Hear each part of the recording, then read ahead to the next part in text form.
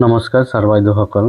আজি যেহেতু আমাৰ ক্লাষ্টাৰ লেভেলত TLM প্ৰদৰ্শনী আৰম্ভ হৈছে, গতিকে মই আমাৰ প্ৰদৰ্শনীত আজি এইটো দেখাবলৈ লৈ আহিছোঁ। তো এইটো হ'ল এটা চকৰি। এই চকৰিৰ সহায়ত মই ছাত্ৰ ছাত্ৰীক কেনেকৈ আগৰ সংখ্যা আৰু পাছৰ সংখ্যা দেখুৱাম। তো এইটোৰ দ্বাৰা যদি মই দেখাই দিওঁ তেনেহ'লে সিহঁতে হয়তো ভালকৈ বুজি পাব, মই ভাবোঁ। তো ইয়াতে চোৱা, মই কেইটামান নাম্বাৰ লিখি লৈ আহিছোঁ, 1ৰ পৰা 10লৈকে লিখিছোঁ। কিন্তু যেতিয়া মই যদি আগৰ আৰু পাছৰটো বুজাব খোজোঁ, ছাপ'জ মই ভাবি লৈছোঁ 3টো মাজত থাকিব, 3ৰ আগত কিমান আছে 2 আৰু 3ৰ পাছফালে কিমান আছে 4।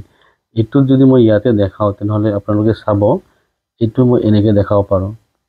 তো চাওক, 3ৰ আগত কিমান আহিল 2, এইটো আগৰ লিখা আছে, আৰু 3ৰ পাছফালে কিমান আছে 4, এইটো পাছৰ লিখা আছে। গতিকে এই যন্ত্ৰটো বা এই মেচিনটোৰ সহায়ত যদি মই দেখাই দিওঁ তেনেহ'লে হয়তো সিহঁতে ভালকৈ বুজি পাব। আৰু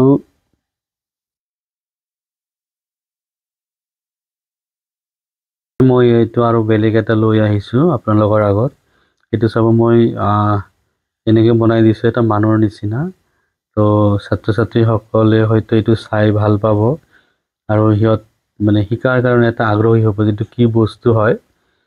তো মই এইটোত দেখাম মানে যোগ কেনেকৈ কৰিব লাগে।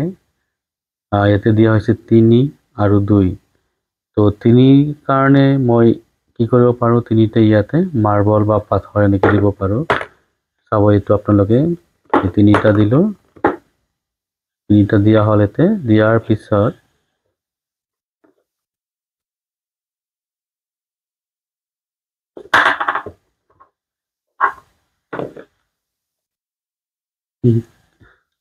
তাৰপিছত মই ইয়াতে দিলোঁ 2টা,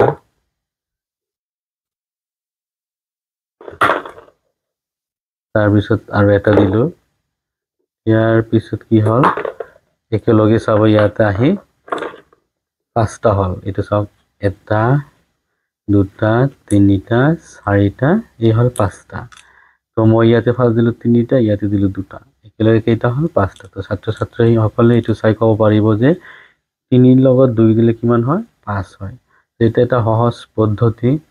আৰু এটা আছে চাব,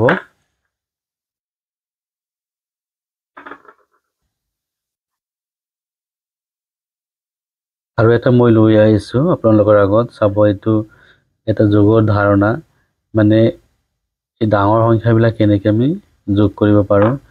যেনে ধৰক, এইটো 45 আৰু এইটো হ'ল 28। এই দুটা প্লাছ কৰিলে কিমান হয়, মই এইটো আপোনালোকক দেখুৱাম। তো ছাত্ৰ ছাত্ৰীসকলে মানে সদায় কি কৰে, সিহঁতে সচৰাচৰ এটা ভুল মানে কৰে।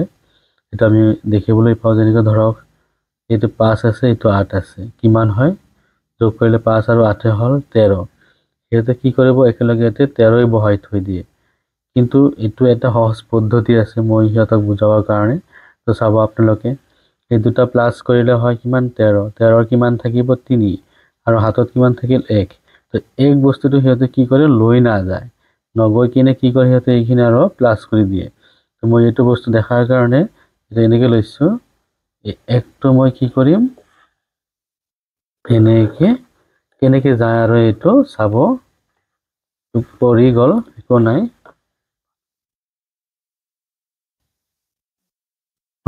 তাৰপিছত মই কি কৰিম, এইটো এনেকৈ লৈ যাম, লৈ গৈ কিনে চাব, এইটো আমাৰ কি আহি গ'ল, যিটো হাতত 1 আছিল ইয়াতে আহি গ'ল। এইটো বস্তু কি হয়, ইয়াৰ লগত আমি প্লাছ কৰি দিম। চাব, এইটো যে 1 আৰু 4 কিমান হ'ল 5, আৰু 2 কিমান হ'ল 7। ইয়াতে 7 তেনেকৈ নামি যাব। তো মই ভাবোঁ এইটো এটা ভাল পদ্ধতি হয় সিহঁতক বুজোৱাৰ কাৰণে। আপোনালোকে চাওক। তো এইখিনি আছিল মোৰ আজি TLM আপোনালোকৰ আগত দাঙি ধৰিবলৈ। তো মই যিখিনি পাৰিছোঁ আপোনালোকক মই দেখাইছোঁ। তো চাব, আৰু নমস্কাৰ, ধন্যবাদ।